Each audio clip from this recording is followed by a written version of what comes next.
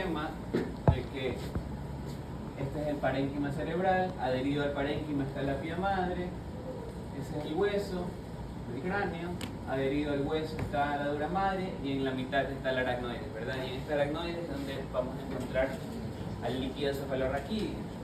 Pero yo les pregunto, ¿dónde se crea, dónde se forma el líquido cefalorraquídeo? Plexos coroides. ¿Y dónde están esos plexos coroides?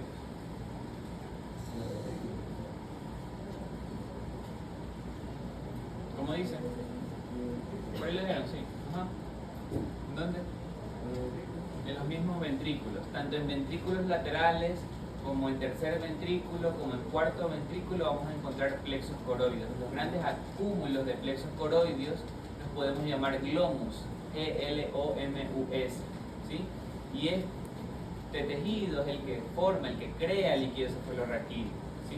Entonces en esta imagen, por ejemplo, podemos ver aquí líquido cefalorraquídeo en el tercer ventrículo, líquido cefalorraquídeo en el ventrículo lateral, líquido cefalorraquídeo en el cuarto ventrículo y específicamente en esta imagen podemos observar ciertas estructuras que ya hemos mencionado. Este de aquí que correspondería a la tienda del cerebelo, ¿ven? A este nivel se encuentra la tienda del cerebelo, hacia allá el lóbulo occipital y acá el cerebelo como tal. El cerebelo se encuentra por detrás del tronco encefálico. El tronco encefálico lo podemos dividir en tres partes, ¿verdad?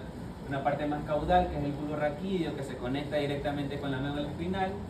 Una parte central, que es la protuberancia anular o puente de Barolio, y una parte superior que corresponde al mesencéfalo. Entonces, por detrás del tronco encefálico se encuentra el cerebelo. El tronco encefálico y el cerebelo se unen por medio de los pedúnculos cerebelosos superior, medio e inferior. Y además, la unión de estas dos estructuras va a formar lo que corresponde al cuarto ventrículo, ¿sí? Este, que es el piso del cuarto ventrículo, y este, que es el techo del cuarto ventrículo, ¿sí? Entonces, este es el piso, este es el techo, y este espacio que queda aquí correspondería al cuarto ventrículo. Cuarto ventrículo que va a tener líquido cefalorraquídeo. Vemos también parte del plexo coroideo, y lo importante es que desde este sitio, desde el cuarto ventrículo, el líquido cefalorraquídeo, porque todo esto es dentro del sistema nervioso. Hemos visto que estos ventrículos están dentro de la profundidad del cerebro, pero lo importante es que desde el cuarto ventrículo hay dos agujeros, bueno, tres, los agujeros de Luschka y el agujero de Magendie, ¿sí? Que va a permitir la salida del líquido cefalorraquídeo desde el dentro del sistema nervioso hacia las cisternas, hacia afuera, hacia el espacio de la aracnoides. Entonces es importante que tengan en cuenta esto de aquí, que el líquido cefalorraquídeo se crea en los plexos coroideos dentro del sistema ventricular, y ese sistema ventricular va a tener una dirección. Desde los ventrículos laterales, el líquido cefalorraquídeo va a migrar o se va a dirigir por el agujero interventricular de Monro hacia el tercer ventrículo, ¿sí? Entonces, tanto en ventrículos laterales como en tercer ventrículo como en cuarto ventrículo hay plexos coroideos. En todos estos sitios se crea líquido cefalorraquídeo. Pero ¿cuál va a ser la dirección del líquido cefalorraquídeo? Pues desde los ventrículos laterales, este se dirige por el agujero interventricular de Monro que señalo aquí hacia el tercer ventrículo. Ya habíamos dicho que el tercer ventrículo es este espacio que se encuentra entre ambos tálamos, ¿verdad? Ahora, desde el tercer ventrículo, el líquido cefalorraquídeo se dirige por el acueducto de Silvio o acueducto mesencefálico hacia el cuarto ventrículo, ¿sí? Es importante que vean esto. Ventrículo lateral, tercer ventrículo, acueducto de Silvio y cuarto ventrículo. Los ventrículos laterales se encuentran a nivel telencefálico, el tercer ventrículo a nivel diencefálico. Entonces esto corresponde al segundo parcial, pero ya acueducto de Silvio, que se encuentra en mesencéfalo, corresponde al primer parcial, es un elemento evaluable en este parcial, así como el cuarto ventrículo. Es difícil evaluarlo en el reactivo, pero en las maquetas sí se puede evaluar, ¿verdad? Aquí lo podemos ver.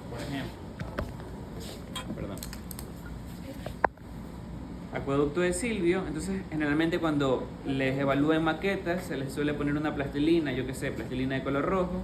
Si está ahí ubicado, eso es acueducto de Silvio. O si por ejemplo está acá, esto es cuarto ventrículo. Y luego iremos viendo elemento por elemento, pero para que tengan una idea, ¿verdad? De que esos dos elementos son evaluables. En el resto de maquetas también se puede ver acueducto de Silvio y cuarto ventrículo. Ahora, para terminar de entender bien cómo es que se distribuye este líquido cefalorraquídeo, vamos a ver un video. Doctor, quinto ventrículo, ¿cuál es ese quinto ventrículo? ¿En dónde se encuentra? Solo lo mencionó el doctor Mañara ahí. Ya. Hay espacios. Supuestamente hay 6 ventrículos. O sea, los que más se estudian son el 1 y el 2, que son los ventrículos laterales, el tercero, que se encuentra entre ambos tálamos, el cuarto, que se encuentra en el cerebelo, pero hay unos espacios hacia abajo y entre los septum pellucidum que no hemos mencionado, que corresponden a esos otros ventrículos, pero esos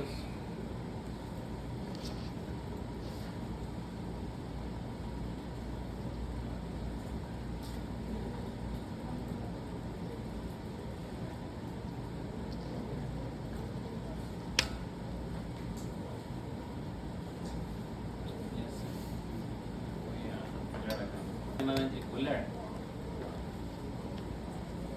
Entonces, si es que nosotros congeláramos el líquido cefalorraquídeo, podríamos observar la configuración del sistema ventricular.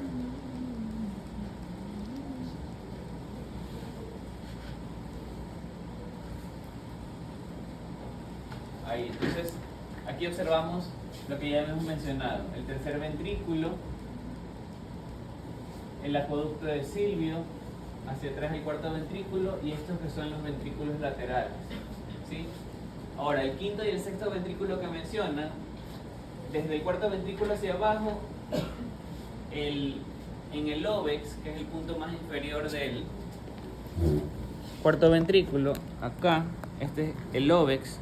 Entonces, el líquido cefalorraquídeo entra dentro de la médula espinal hacia el conducto del epéndimo. No sé si es que conozcan, pero dentro de la médula espinal, en el centro, hay un conducto que también tiene líquido cefalorraquídeo, ¿sí? Entonces, desde el cuarto ventrículo hacia abajo, el conducto del epéndimo continúa, aquí no podemos verlo, pero continúa a lo largo de toda la médula espinal hacia la parte inferior. No recuerdo si el de acá es el cuarto ventrículo o si no, el quinto ventrículo, porque hay un quinto y un sexto. No recuerdo si este es el quinto o el de acá es el quinto, pero en todo caso, en la parte más inferior del conducto del epéndimo hay una cisterna, que a ese le suelen llamar, ya les digo, no recuerdo si es quinto o sexto ventrículo.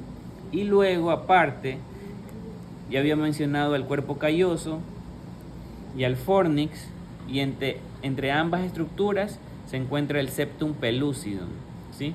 Entonces, aquí veo esta sustancia blanca, que es el cuerpo calloso.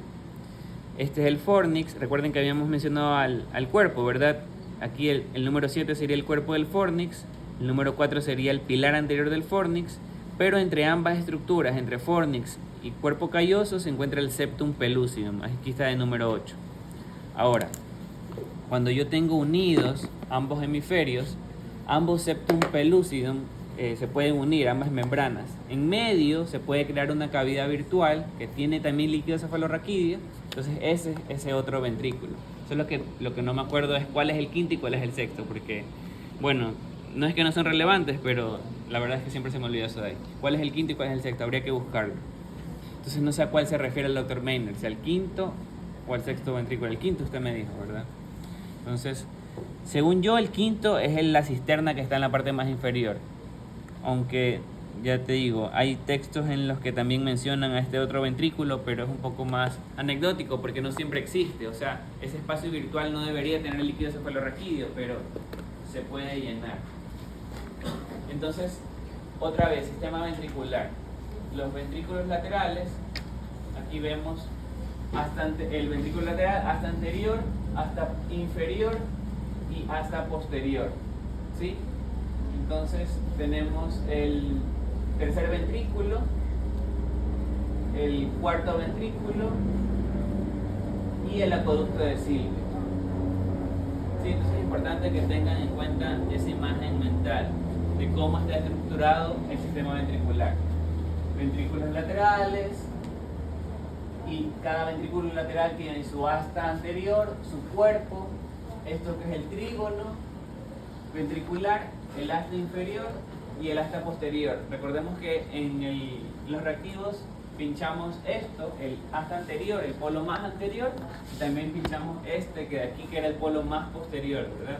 Entonces, más o menos para que tengan una idea mental de cómo es que se encuentra este sistema ventricular.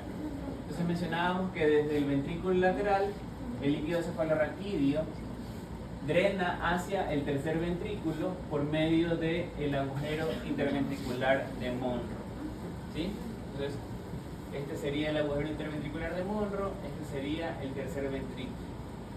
Y es importante que sepan, que tengan esta imagen mental, porque alrededor de este sistema ventricular es donde vamos a construir o se van a ubicar las estructuras. Por ejemplo, el tálamo, como les digo, se va a encontrar a cada lado del tercer ventrículo. El tercer ventrículo se va a encontrar entre ambos tálamos. Entonces, ahí representan a este conjunto nuclear que es el tálamo, de color ahí café, naranja café. Y adosado a los ventrículos laterales vamos a encontrar al núcleo caudado, que va a tener una cabeza, un cuerpo y una cola. Esto igual lo vamos a volver a ver en segundo parcial. Pero para que tengan la idea de que en la parte lateral de los ventrículos laterales vamos a encontrar a este otro núcleo de sustancia gris, ¿sí? En relación al ventrículo lateral y también en relación al tálamo. ¿Qué más podemos encontrar?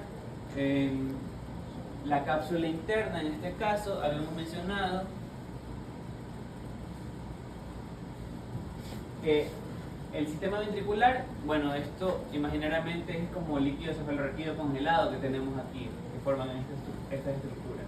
Núcleo caudado y tálamo son sustancia gris, pero la cápsula interna es sustancia blanca. Recordemos que son fibras que vienen desde la corteza cerebral, forman la corona radiada, pero cuando ya llegamos a diencéfalo, conocemos estas fibras como cápsula interna, ¿sí? Y luego estas fibras continúan para en mesencéfalo formar los pedúnculos cerebrales, pero aquí no están dibujados.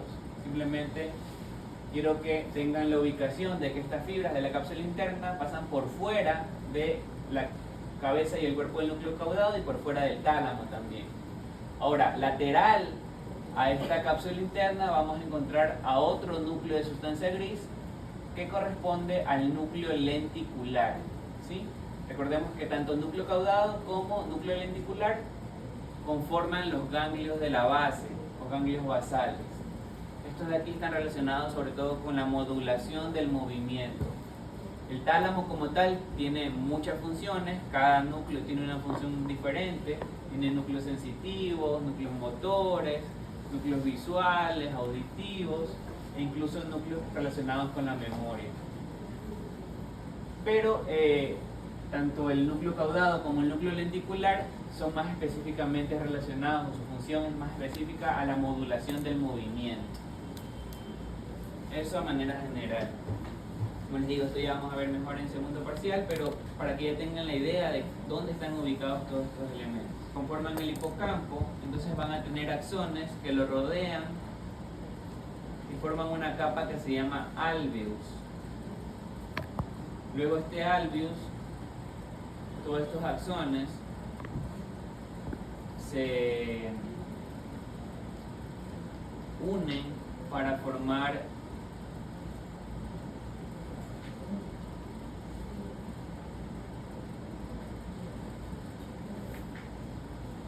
la fibria. Entonces aquí en el dibujo, esta estructura de morado, digamos que es el hipocampo. Anexo al hipocampo encontramos el núcleo dentado. Y entonces los axones del hipocampo, de ciertas neuronas del hipocampo, lo rodean y forman el alveus. Estos axones, la vía de salida del hipocampo es la fimbria, y esta fimbria, que la podemos ubicar aquí de color rojo, forma entonces el pilar posterior del fornix. Todo esto que está de rojo es el fornix, solo que nosotros lo dividimos en partes, ¿verdad? Habíamos dicho que en la parte posterior se encontraba el pilar posterior del fornix. Luego en la parte superior tenemos el cuerpo del fornix, en esta subida desde el pilar posterior hacia el cuerpo, donde además hay fibras comisurales que forman la comisura del fornix. Es decir, hay fibras que nacen desde el hipocampo del lado derecho o del lado izquierdo, suben por el pilar posterior del fornix y en el cuerpo se cruzan hacia el lado contrario. Desde el hipocampo entonces van a nacer fibras bilaterales hacia los cuerpos mamilares. Desde el hipocampo del lado derecho hay fibras que se dirigen hacia el cuerpo mamilar del lado derecho y del lado izquierdo, y asimismo del hipocampo del lado izquierdo hay fibras que se dirigen al cuerpo mamilar del lado izquierdo y del lado derecho. ¿Cómo llegan desde el hipocampo a los cuerpos mamilares? Siguiendo entonces esta dirección del fornix, les vuelvo a repetir, pilar posterior, cuerpo, sigamos aquí solo la estructura de color rojo, y hacia adelante el pilar anterior del fornix. ¿Ven? Pilar anterior del fornix. Este pilar anterior entonces se introduce en la profundidad del hipotálamo hasta finalmente llegar a esta estructura que mencionábamos que se denominan cuerpos mamilares. Los cuerpos mamilares, como les menciono, son núcleos de sustancia gris correspondientes al hipotálamo. Entonces, ¿cómo se hace consciente la memoria? Yo les había mencionado la clase pasada, para que algo se haga consciente tiene que llegar a la corteza cerebral. El hipocampo es una estructura subconsciente, está en la profundidad del cerebro, y para que la información que está en el hipocampo se haga consciente tiene que seguir un circuito que se llama circuito de Papez, que fue quien describió estas conexiones neuronales. Desde el hipocampo entonces tengo mi neurona, cuyos axones forman este pilar posterior del fornix, cuerpo del fornix, pilar anterior del fornix, y finalmente estos axones hacen sinapsis con los somas neuronales que conforman los cuerpos mamilares. Luego, estos cuerpos mamilares también son neuronas, entonces por ende también tienen axones que abandonan el hipotálamo y forman este fascículo mamilo-talámico que se dirige hacia la parte anterior del tálamo. También les había mencionado que el tálamo es un conjunto de núcleos, ¿sí? Que en la parte posterior estaba el pulvinar, pero además del pulvinar hay otros núcleos que conforman el tálamo. En la parte más anterior del tálamo se encuentran los núcleos anteriores del tálamo, que son un grupo celular que reciben esta información desde los cuerpos mamilares. Como estas también son neuronas, pues sus somas sí se encuentran en el tálamo, pero sus axones ascienden para dirigirse hacia la corteza cerebral, ¿sí? Es en la cara medial del encéfalo donde esta información finalmente llega y se hace consciente, ¿sí? Entonces, para hacer consciente un recuerdo, yo lo tengo que sacar del banco de memoria, que es el hipocampo, lo dirijo por el fornix hacia los cuerpos mamilares. Desde los cuerpos mamilares, luego esta información por el fascículo mamilo-talámico llega hasta el tálamo, específicamente al núcleo anterior del tálamo, y desde el núcleo anterior del tálamo yo tengo axones que llevan esta información ya a la corteza cerebral. Entonces, cuando ya llega a la corteza cerebral es que se hace consciente de la información. Por ejemplo, escuchamos una sirena o una alarma. No, sí, una sirena. Entonces, si empiezan a escuchar una sirena, esa información llega, pues, por toda la vía que mencionamos, que las ondas sonoras, el oído interno, llega a la corteza cerebral, específicamente a la corteza auditiva primaria, donde se interpreta estas ondas como tonos, y luego esto va a pasar a la corteza auditiva secundaria, donde ya se interpreta como un sonido. Entonces, es el sonido de una sirena. Entonces, esta información luego pasa, ya está consciente, pero entonces pasa a la corteza de asociación para empezar a integrarla con otra información. Entonces, desde el hipocampo sale la información que tenemos guardada de qué es lo que podemos relacionar con una sirena, ¿sí? Hablando del sonido, no de la sirena del mar, sino la sirena de la ambulancia. Entonces, se crea, o sea, sacamos ese recuerdo de que asociamos este sonido, pues, quizás con algún accidente o algún recuerdo que alguien tenga específicamente, quizás en alguna ambulancia y así. Entonces, más o menos así se integra la información en el sistema nervioso. Muy bien, ¿tienen alguna pregunta? Esto, ya les digo, es como para que tengan un vistazo general de que hay